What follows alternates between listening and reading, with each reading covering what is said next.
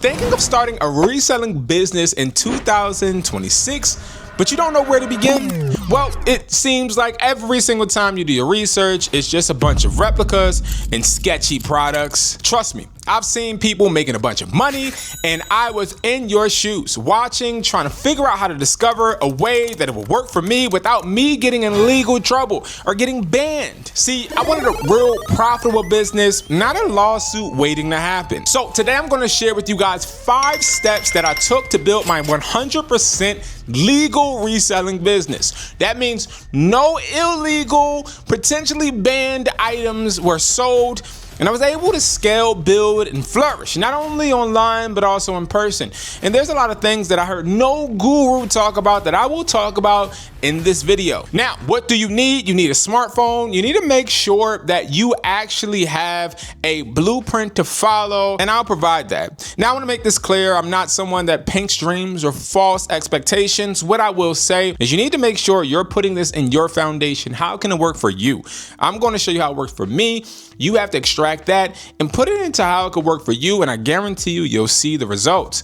And lastly, you got to be willing to work with multiple platforms, not just one. I see a lot of comments, oh, well, how do I sell this on such and such platform or this platform? See, I understand the niche, and I understand making videos to eBay or Mercari is more appealing, but we're going to talk about how you can use all of these platforms to actually make you money.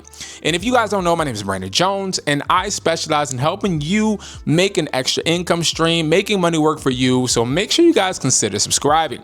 Now, let's get into the video. So when I first started looking into reselling, it was about 10 years ago, and I was looking for something just like this. These are reps, okay? These are headphones that look like they are Apple. They also have packaging like they're Apple, and I was selling them at a high rate. Now, what was confusing was that how could I actually source these for so low and people buy them for so high and this actually be legal?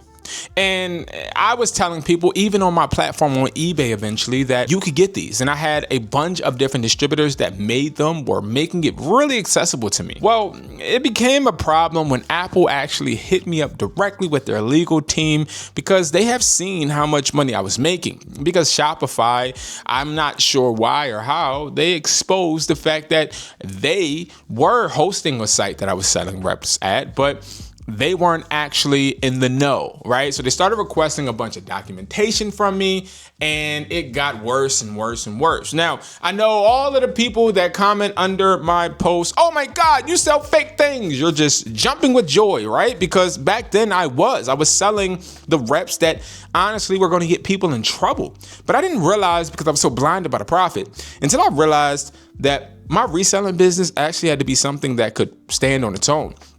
And that's when I actually started to research and look for more effective products other than just reps. And to everybody out there selling reps or rep cologne or rep clothing, I know the money seems good, but listen to me real quick.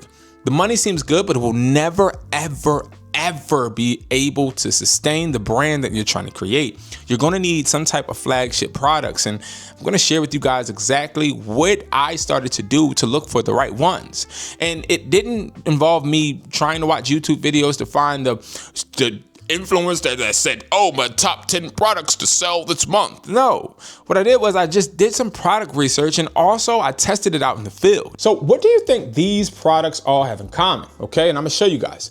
So this is a Type-C Type-C headphone. I said adapter. This right here is a USB-C adapter. This right here is the 3-in-1 charging pad. This right here is going to be the AirPods, okay? These are going to be the clones. These are gonna be Apple Watches. And then we have the MagSafe charger, okay? And then we also have another type, this one is a Type-C Apple Watch. And then we have the Maxes. What do all of these products actually have in common? Well, they all are sort of kind of a copy of Apple, or the way that Apple's packaging looks, but they don't have any Apple logos, right? Even when you look at these, which are the chargers, right? Those are the Apple Watch chargers, and this is just a simple MagSafe charger, right? And we're not even talking about if we were talking about the battery pack. Now look at the battery pack. Like, all of these products are generic. None of these products have any Apple logos, but they actually have the same type of theme, and that's not illegal. And what I started to do was I started to source more products that looked like the real thing, but I got for a really cheap price and was able to sell for a more affordable rate, but at the same time to the same customers that wanted the quality but didn't really care about the brand. And that was where I felt was the sweet spot. That customer that was in between, where they wanted those AirPods but didn't necessarily want to spend the money for them, but wanted to have the same experience as the people that didn't care or weren't as brand aware. Now, you'll have people, I'm sure, in your family that maybe don't really care about the brand, but they more so care about if they can have those headphones that they don't have to touch, but they stick in their ears when they go to work out, or they're able to have a portable battery pack that sticks to the back of their phone. They want the luxury of the item, but don't need to have that brand or the opening or the packaging, right? This is the market that I was able to tap into, and they actually paid me way more money than me trying to fake like I was the AirPod plug or the person that was selling Apple. Let's make this clear. Nobody out there that is a small seller has that licensing to sell Apple, right?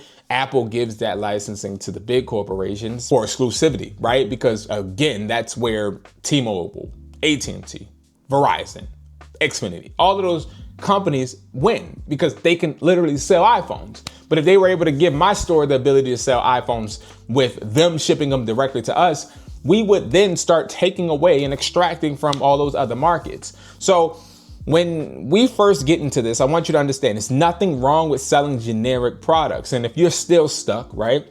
And if you still don't agree with me, let me ask you the difference, right?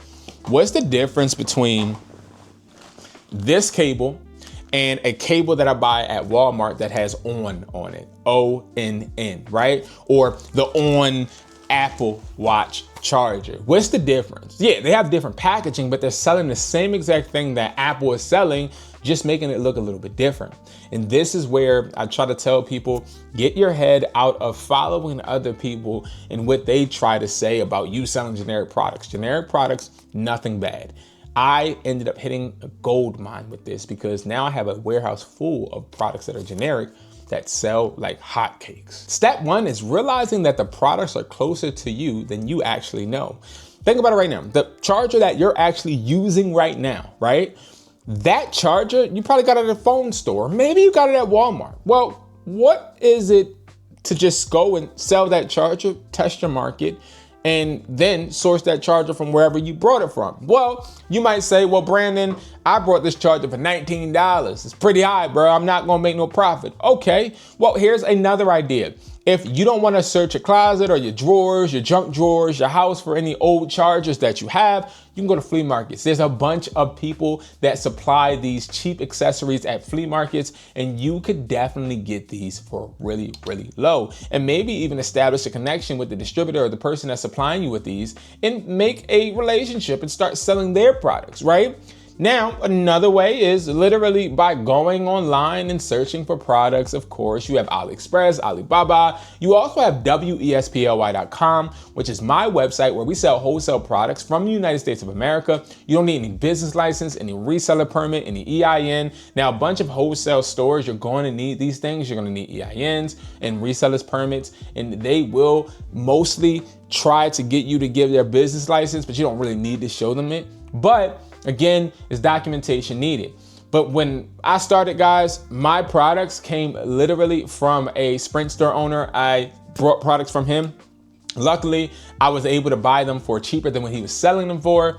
But if you don't have that access, or maybe you can't do that, go to flea markets, a pop-up shop, go to places where you know people are selling secondhand goods and literally buy up some electronics and start selling them. Now, if you want to start the old regular fashioned way, just go and source. Go online, go to my website, guys. Put in Hustle 10. I'll give you guys a coupon right now. Hustle 10 gives you 10% off your entire order and get some products, man. And if you want, go and check out the reseller sample kit. I'll try to link it below if I remember.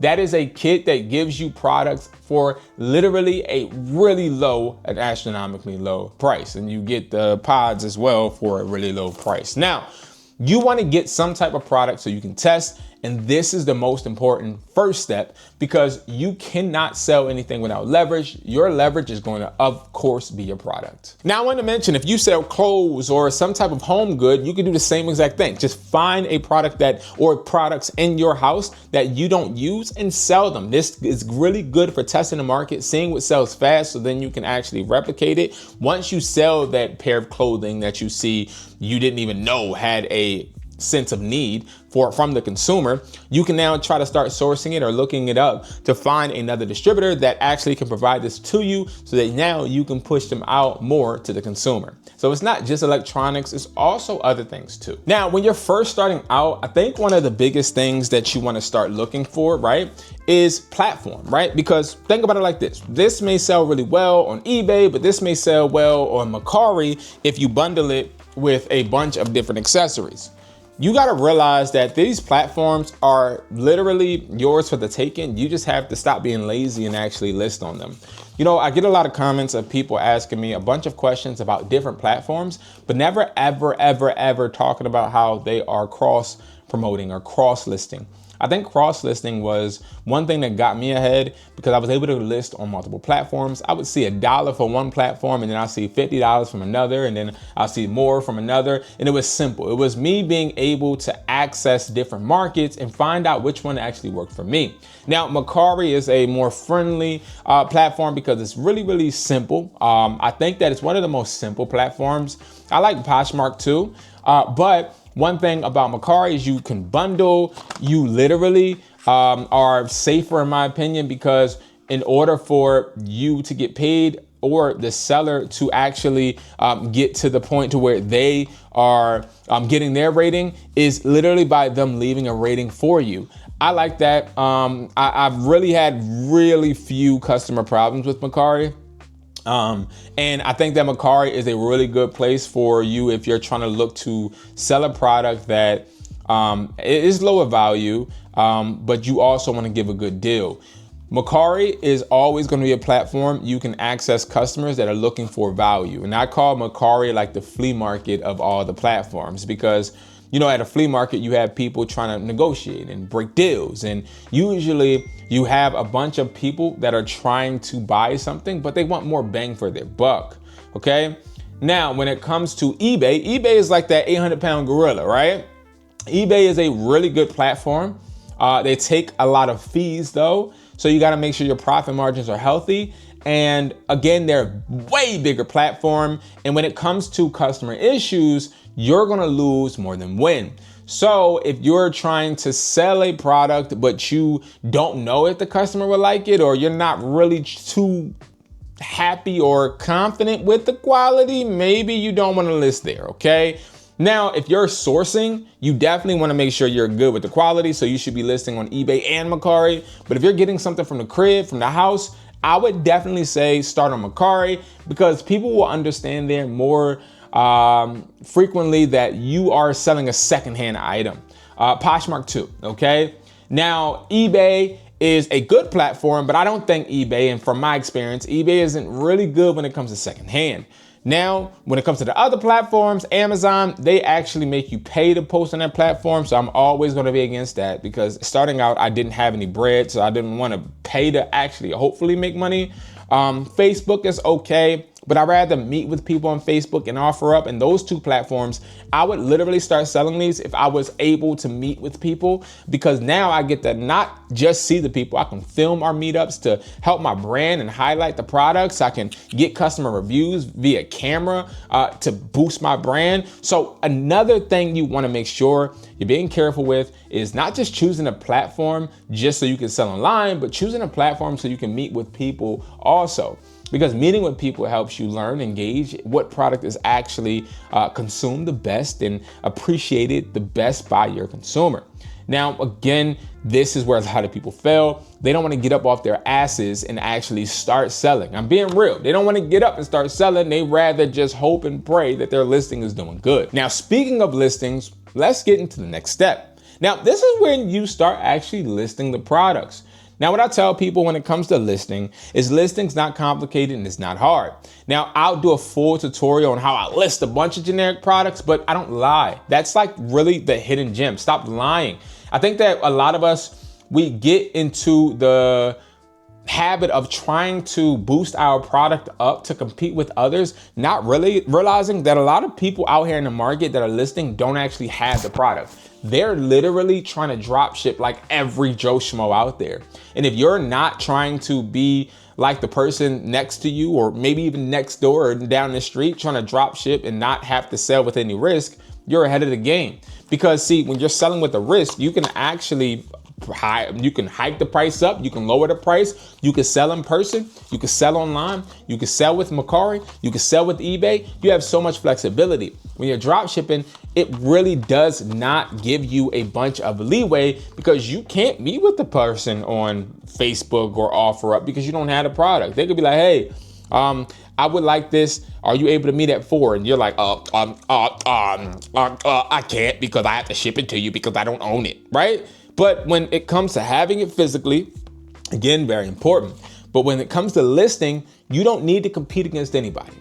85% of these people don't even have a product. So if you're looking at the pricing that they have and you're judging your pricing off of them, that's wrong. Judge your pricing off of your own profit margin. Now, if it's a high ticket or low ticket or mid ticket, your profit margin should change.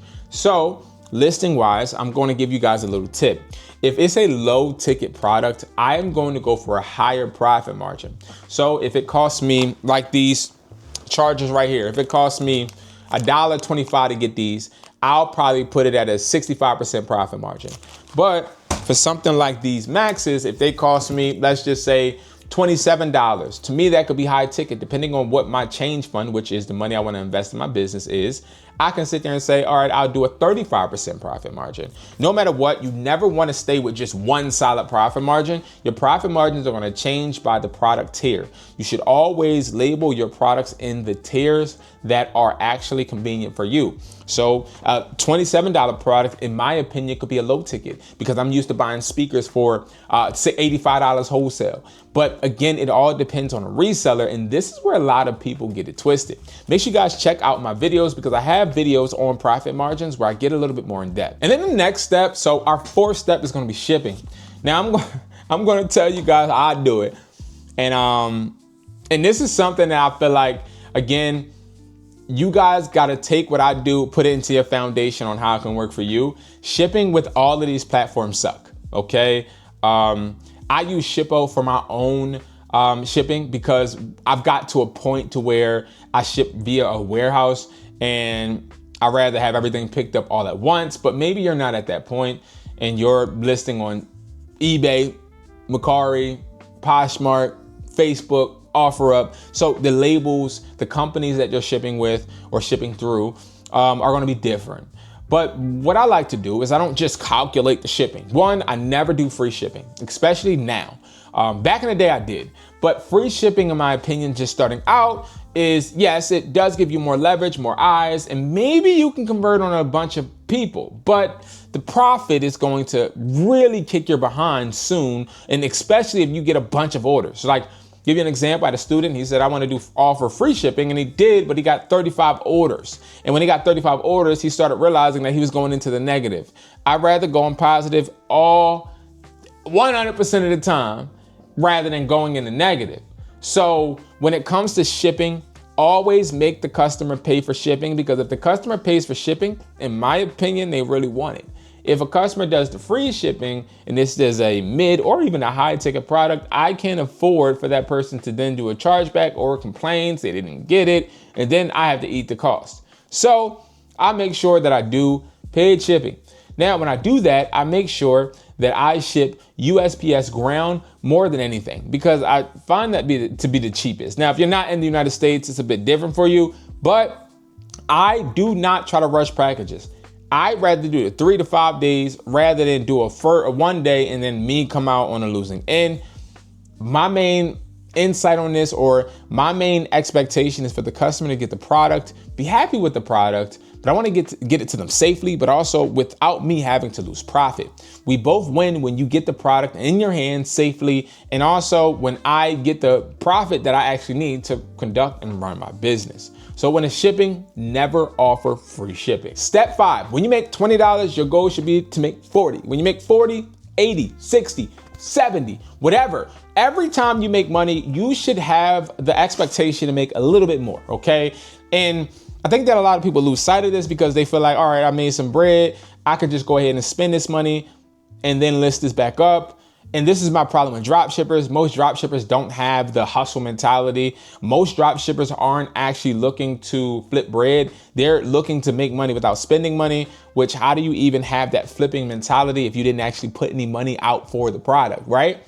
So this is why I tell you guys, stop being scared, put money out there. Yes, you may fail. Yes, it may be slow. Yes, you may struggle, but that's how it all starts. I took 6 months for me to sell my first product, bro. Okay? Now I sell bunches of products in days or even a day. But I'm not no guru and I'm not just the best seller in the world. I'm a regular hustler like you. So I'm not going to sit here and act like buying or putting money in a product is automatically going to help me flip my money. No, but I'd rather put my money into an asset. And I'll give you an example, right? So let's say I'm broke. Let's say I only got $100 to my name. If I can get 10, or if I can get 5 of these, let's say, right? Because I want to stick with the $100. If I can get 5 of these and just spend my $100 getting these, I know for a fact that I'll be able to make more money back. Why? Because somewhere, somehow, some way, there's a customer, someplace that wants this. I just have to put it in front of them. Now, when they want it, I'm able to have that leverage. Even though I was broke and I didn't have any leverage with $100, I was broken in the joke. But when I actually put that money into an asset, I can supply a demand for somebody somewhere. There's no way you can tell me somebody doesn't want this product. Someone wants this. Maybe you don't want it because it doesn't have Apple on it. I get it. Maybe you're like, oh my God, ill. But there is a parent out there that may want to get it for their kids. There is a person that works out in the gym that wants to get. There's somebody to get it and they will buy this for $60. I just have to put it in front of them. That's why I don't need to just depend on one platform. Now, the snowball effect is understanding this. It's realizing that, okay, instead of me just going ahead and spending maybe $27 on one, I'm going to buy 5, understanding that now if I sell these for $50, $60, $90, I'm going to make more money. And then I'm going to take that money and I'm going to put more money into the product. Why? Because I don't want to just settle for just getting the $100 back. I want to triple. I want to quadruple. I want to keep making the money. Now, when do you actually stop just making money and spending? Well, you start that when you actually have that brand and you have consistent orders coming in, a consistent flow, right? And I try to make sure that I stay with verbiage that just a regular person understands, because when we talk about workflow and we talk about order of operations, there's a bunch more complex things that you can do to try and enhance your snowball effect. But I would just say this. Understanding that the more money you make from a platform, you now need to extract and put into another product because obviously the platform's working for you. So don't stop. And that would be like the biggest thing I think that I had to learn, because it was a time when I was making a lot of money just reselling products and I would just keep spending the money. And then I would always look up and be broke. And I'm like, how am I broke when I have a bunch of products? And any hustler out there knows how it feels to have a bunch of stuff, no money. I mean, it sucks, but at least you have something that you can sell. And if I go broke today, my accountant's going to say to me, how much money do you have in inventory? And then I could say, oh, I got 100K. Let's liquidate it. And then when you liquidate it, Brandon, you can start back from ground zero. You're never broke if you have something that your money now is building from. Turning that dollar into 2 will always help you win. So these are really 5 crucial steps in mentality. And I wouldn't even say mentalities, but steps towards or in my mentality that helped me actually build this reselling business. And I think that understanding that I got to post and list on multiple platforms, that I can never be comfortable with just one product, and that the money that I have is way more effective with me putting it into an asset, into a product, rather than me just going ahead and buying a monthly subscription to a drop shipping extension platform, right?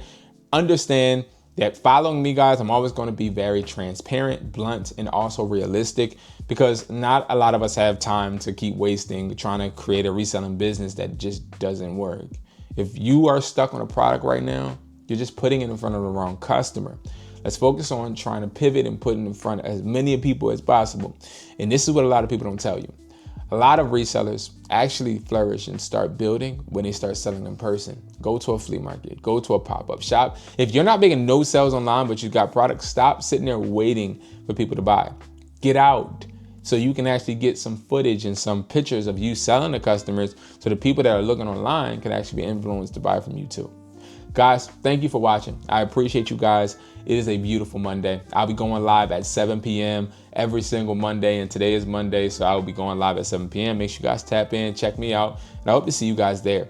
And again, consider joining my mentorship community, Hustle 365, which is a one-on-one community that I have for $27 a month where I work with you one-on-one. You get unlimited book calls. You literally get every single digital asset or any digital product that I have available to you so that you can actually continue to learn how to phone flip and resell and also be held accountable by the goals that you set with me and you. Thank you guys so much for watching. I'll see you guys in the next video. Peace.